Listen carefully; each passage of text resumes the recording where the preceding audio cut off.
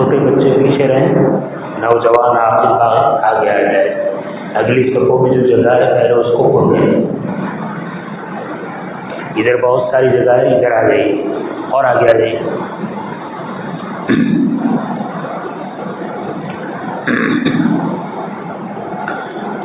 نحمده ونصلي على رسوله الكريم.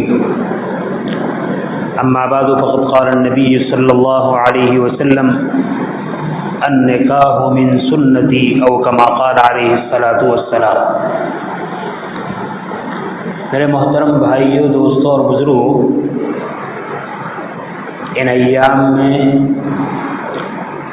شادی اور نکاح کی تقریب زیادہ ہو رہی ہے، لہٰذا اسی کے متعلق چند باتیں عرض کرنی ہے.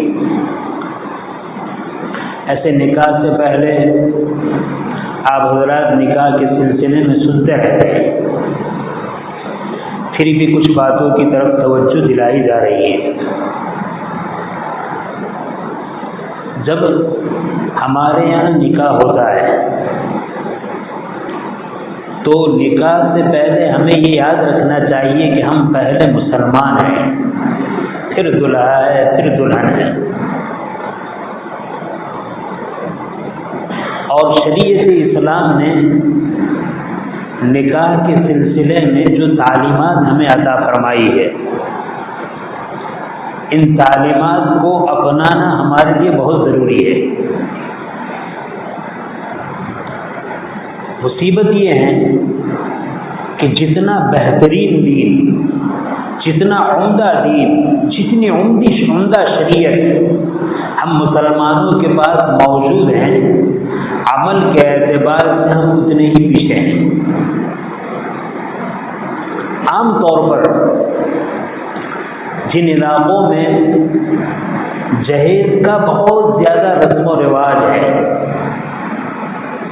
وہاں چاہے مسلمان علاقہ ہو، مسلمان بستی ہو، اور وہ بستی علماء اور حفاظ سے بھری ہوئی ہو، آج بھی ان علاقوں کا حال یہ ہے کہ گھر میں بجائے بیٹے کے بیٹی پیدا ہوتی ہے تو ماں اور باپ کا منہ پڑ جاتا ہے. گویا کہ بیٹی کی پیدائش کی خبر سن کر وہ اپنے اوپر بوجھ محسوس کرتے ہیں کہ ہمارے گھر میں یہ کیا چیز آ گئی.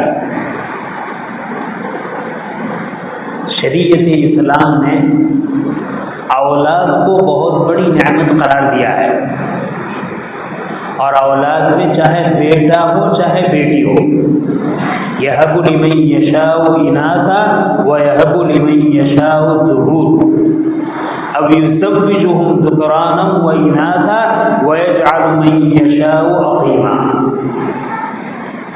اللہ تعالیٰ کی قدرت ہے، اللہ تعالیٰ جسے چاہتے ہیں بیٹا عطا فرماتے ہیں، جسے چاہتے ہیں بیٹی عطا فرماتے ہیں، جسے چاہتے ہیں بیٹا اور بیٹی دونوں عطا فرماتے ہیں، اور جسے چاہتے ہیں کچھ بھی عطا نہیں فرماتے. مسلمان کا تصور یہ ہونا چاہیے کہ اولاد اللہ کی نعمت ہے، چاہے وہ بیٹے کی شکل میں ہو چاہے بیٹی کی شکل میں ہو. لیکن ہمارے یہاں اس کا فرق ہوتا ہے. اگر ہمارے گھروں میں بیٹا پیدا ہوتا ہے تو ہم خوشی میں مٹھائی، برفی اور پیٹے تقسیم کرتے ہیں، اور اگر بیٹی پیدا ہوتی ہے تو یا تو تقسیم ہی نہیں کرتے، اور اگر تقسیم کرتے بھی ہیں تو جلیبی تقسیم کرتے ہیں. یعنی اپنے عمل سے یہ تاثر دے رہے ہیں کہ اگر بیٹی کی پیدائش میں خوشی ہے تو کم ہے، اور بیٹی کی پیدائش میں خوشی ہے تو زیادہ ہے. یہ تصور شریعت کا نہیں ہے، یہ تصور اسلام کا نہیں ہے. اسلامی تصور یہ ہے کہ بیٹا ہو یا بیٹی ہو، اللہ کی عطا کی ہوئی نعمت ہے، قابل شکر ہے. آخر یہ خیالات کیسے آتے ہیں؟ جن قوموں نے، جن مذاہب نے، جن لوگوں نے بیٹی کی شادیوں کو بہت بڑا بوجھ بنا دیا ہے اور جہیز کی لعنت نے ان کو ایسا جھکڑ دیا ہے کہ جیسے بچی پیدا ہوئی ابھی وہ بیچاری 1 گھنٹے کی نہیں ہوئی اور باپ کا تصور یہ ہے اب اس کی شادی کس طرح ہوگی۔ شریعت اسلام نے شادی کا جو نظام بنایا ہے، اگر اس نظام پر ہم مسلمان عمل کر لیں تو انشاءاللہ کسی بھی مسلمان گھرانے میں شادی کوئی مشکل کام نہیں ہوگا۔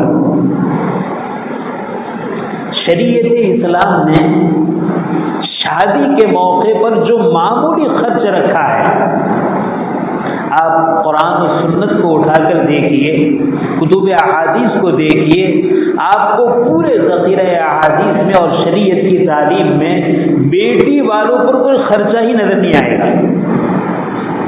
1 روپے کا خرچہ بیٹی والوں پر نہیں ہے۔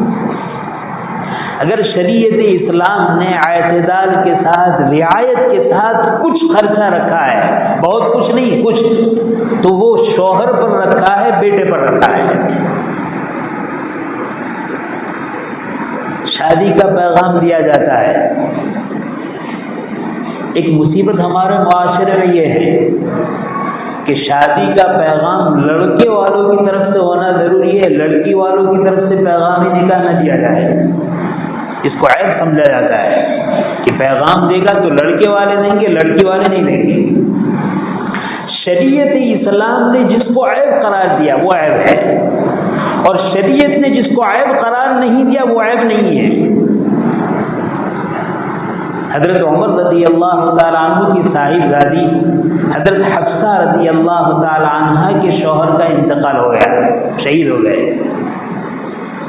عدت پوری ہوئی، عدت پوری ہونے کے بعد حضرت عمر رضی اللہ تعالیٰ عنہ نے خود آگے بڑھ کر حضرت عثمان رضی اللہ تعالیٰ عنہ کو نکاح کا پیغام دیا۔ انہوں نے معذرت کی، حضرت ابو بکر رضی اللہ تعالیٰ عنہ کو نکاح کا پیغام دیا۔ ہم اس بات کو تو ایسا سمجھتے ہیں کہ لڑکی والوں کی طرف سے پیغام دیا جائے، باقی جو کچھ ہوتے ہیں دھندے غلط وہ سب ہماری نظروں میں عیب نہیں ہے۔ عشق بازی ہوتی ہے، لفڑے ہوتے ہیں، کہیں کوئی کسی کے ساتھ چلا جاتا ہے، عفت کی حفاظت نہیں ہے، تربیت کا ماحول نہیں ہے، ڈگریوں کے چکر میں بیٹیوں کا سودا ہو رہا ہے، یہ کوئی عیب نہیں ہے۔ ہاں یہ عیب ہے کہ کوئی باپ اپنی بیٹی کا پیغام نکاح خود پہلے دے دے۔ عیب یہ تھا، عیب وہ نہیں تھا۔ خود جلیل القدر صحابی رسول صلی اللہ علیہ وسلم نے اپنی وہ بیٹی جس کے شوہر کا انتقال ہوا 2 جگہ پیغام دیا۔ علماء نے لکھا ہے اگر اللہ نے کسی کو نیک صالح بیٹی دی ہے، اس نے تربیت کی ہے اور نیک صالح بنایا ہے، وہ دیکھتا ہے کہ ہمارے معاشرے میں، ہماری بستی میں، ہمارے علاقے میں، ہمارے تعلق میں، ہمارے جان پہچان میں، مسلمانوں میں ایسا دیندار نیک صالح لڑکا ہے جو واقعی میں متقی اور پرہیزگار ہے، اللہ کے اور اللہ کے بندے کے حقوق ادا کرنے والا ہے، باپ خود کہہ سکتا ہے کہ میری بیٹی ہے، اگر آپ نکاح کرنا چاہیں۔ یہ شریعت کی تعلیم۔ پھر اگر نکاح کا پیغام دینے کے بعد سامنے والے نے معذرت کر دی، ہمارا ارادہ نہیں ہے، تو ہم سمجھتے ہیں کہ جس نے پیغام دیا ہے اس کی ناک کٹ گئی، یہ بھی غلط ہے۔ جوڑے مقدر ہیں، جس کے ساتھ رشتہ مقدر ہے اس کے ساتھ ہونے والا ہے، مقدر نہیں وہاں نہیں ہونے والا ہے، لیکن یہ ہماری ذہنیت ہے کہ پیغام میں نکاح دیا نہیں ہوا، ہماری عزت کا نیلام ہو گیا۔ اور لڑکا تو بہت دور کی بات، اگر کہیں لڑکی والوں کا رشتہ دیا گیا اور نہیں قبول کیا گیا تو گویا کہ مہر لگ گئی کہ اب اس لڑکی کی شادی نہیں ہوگی۔ کیا جہالت ہے، کیا نادانی ہے، کیا حماقت ہے۔ میں یاد کر رہا تھا کہ شریعت اسلام نے نکاح کو بے انتہا سہل اور سادہ رکھا ہے۔ تقویٰ تقدس کی بنیاد پر چاہے لڑکی والے پیغام دے چاہے لڑکے والے پیغام دے، اس کے بعد رشتہ طے ہو جائے۔ تو ہمارے یہاں منگنیوں کا مستقل خرچہ، شادیوں کا اور زیادہ خرچہ، اور فضول خرچی اتنی کہ الامان والحفیظ۔ منگنی کیا ہے؟ 2-3 آدمی، شوہر کی طرف سے اگر پیغام ہے، عورت والوں کی طرف سے پیغام ہے، 2-4 آدمی دیندار چلے جائے اور آپس میں بات کر لے، رشتہ لے کر، بھائی ہم اپنے بیٹے کا رشتہ لے کر آئے، ہم اپنی بیٹی کا رشتہ لے کر آئے، آپس میں بات چیت ہو گئی، بھائی مہر کتنا ہوگا آپس کی رضامندی کے ساتھ، اور تاریخ کون سی ہوگی۔ مہر کے سلسلے میں ہمارا عجیب حال ہے، جہاں ہمیں زیادہ خرچ کرنا ہے وہاں کم خرچ کرتے ہیں، اور جہاں کم خرچ کرنا ہے وہاں زیادہ خرچ کرتے ہیں، بلکہ جہاں نہیں خرچ کرنا ہے وہاں خوب خرچ کرتے ہیں۔ مہر کے بارے میں کھینچا نہیں اتنا، نہیں اتنا۔ کبھی تو وہ امیر اور مالداروں کا حال یہ ہوتا ہے کہ جن کی شادیوں میں 10-10 15-15 لاکھ روپے کا پانی ہوتا ہے، اور مہر 10,000 سے زائد نہیں۔ شوہر کو اپنی حیثیت سے مہر دینا چاہیے، عورت کا ایک مقام ہے، عورت کی حیثیت ہے۔ بہرحال مہر کی بھی ایک تفصیل ہے، مہر کتنا ہونا چاہیے، ایک تو کم سے کم مقدار ہے، ایک اپنی وسعت کے ساتھ ہے، ایک مہر فاطمی جو ہمارے یہاں مشہور ہے، سب دے سکتے ہیں، لیکن بہرحال ایک اچھی مقدار مہر کی طے ہونی چاہیے۔ یہ مہر آئے گا شوہر پر، خرچہ کتنا ہے؟ مہر ادا کرنا، یہ خرچہ ہے۔ دوسرا خرچہ ہے، شادی ہو گئی، اللہ نے لڑکے والے کو وسعت دی ہے، وہ ولیمہ کھلا دے، اور ولیمے بھی تعین نہیں 10 آدمی کو کھلاؤ، 1000 آدمی کو کھلاؤ، 50 آدمی کو کھلاؤ، ولیمے کی نیت سے 5 آدمی کو بھی کھلایا ولیمہ ہو گیا۔ اور نبی کریم صلی اللہ علیہ وسلم جن کے بارے میں یہ آفر ہے کہ اگر آپ چاہیں تو احد پہاڑ کو سونا بنا کر آپ کے ساتھ لگا دیا جائے، دنیا اتنی آپ کے قدموں میں ڈالی گئی، لیکن آپ نے جو انتظام فرمایا مہر کا، امت کے سامنے جو نقشہ پیش کیا، اللہ اکبر۔ کبھی تو آپ نے گوشت اور روٹی کھلا دی، کبھی آپ نے مالیدہ کھلا دیا، کبھی آپ نے کھجور کا حلوہ کھلا دیا، کبھی سفر میں شادی ہوئی دسترخوان بچھا دیا اور ساتھیوں سے کہا میرے پاس یہ کھانا ہے، تم اپنا کھانا جمع کرو، ساتھ میں بیٹھ کر کھاتے ہیں، یہ ولیمہ ہے۔ خرچہ کتنا؟ مہر اور ولیمہ۔ مہر ضروری ہے، ولیمہ ضروری بھی نہیں۔ ایسی سنت ہے جس کی بہت زیادہ تاکید بھی نہیں، اچھی چیز ہے، وہ ساتھ کریں، بس یہ 2 خرچے ہیں شوہر پر، اس کے علاوہ کوئی خرچہ نہیں۔ آج ماں باپ پریشان ہیں، بیٹی کی شادی ہوگی کیا ہوگا، یہ وہ فلاں اس کے لیے یہ کرنا۔ میرے بھائی، امت میں شادی کو جتنا سادہ رکھا جائے گا، جتنا خرچ کے اعتبار سے کم رکھا جائے گا، یاد رکھیے جس معاشرے میں شادیاں سستی ہوگی، آسان ہوگی، اس معاشرے میں زیناکاری مشکل اور مہنگی ہوگی، اور جس معاشرے میں نکاح اور شادی کو مہنگا بنایا جائے گا، اس معاشرے میں، اس سوسائٹی میں زیناکاری سستی ہو جائے گی۔ اور یہ ایسی بات ہے جس کے لیے کسی کو سمجھانے کی ضرورت نہیں، دنیا کے سامنے ہے، دنیا دیکھ رہی ہے کہ زیناکاری اس وقت بے انتہا سستی ہے اور شادی اس وقت بے انتہا مہنگی ہے۔ ایسے موقع پر ہم اپنے ان بھائیوں سے جن کو اللہ نے مال و دولت عطا فرمایا ہے، جو بہت کچھ کر سکتے ہیں، جو 2-2 لاکھ روپے کا منڈپ اور شامیانہ بنا سکتے ہیں، جو ایک کے بجائے 10 آئٹم کھلا سکتے ہیں، جو 100 کے بجائے 5000 آدمی کو کھلا سکتے ہیں، اور جو ایک کے بجائے چند دن کھلا سکتے ہیں، اور ایک وقت کے بجائے کئی وقت کھلا سکتے ہیں، میں ان بھائیوں سے درد دل سے عرض کروں گا کہ ذرا آپ سادگی کو اپنائیے، سادگی کو اختیار کریں، خوشی کا موقع ہے، سادگی کو اختیار کریں۔ آپ کی سادگی پوری قوم کے لیے رحمت کا ذریعہ بنے گی۔ اور ساتھ میں بڑے ادب احترام کے ساتھ میں بھی کہتا ہوں کہ اگر ہمارا وہ طبقہ جو عمرہ اور مالدار کا ہے یہ اس بات کی ٹھان لے، اور ساتھ ساتھ میں ہمارا وہ طبقہ جو دیندار کہا جاتا ہے، چاہے اہل علم ہے، چاہے اہل خانقاہ ہے، چاہے اہل تبلیغ ہے، وہ بھی اس سلسلے میں سادگی پر آ جائے۔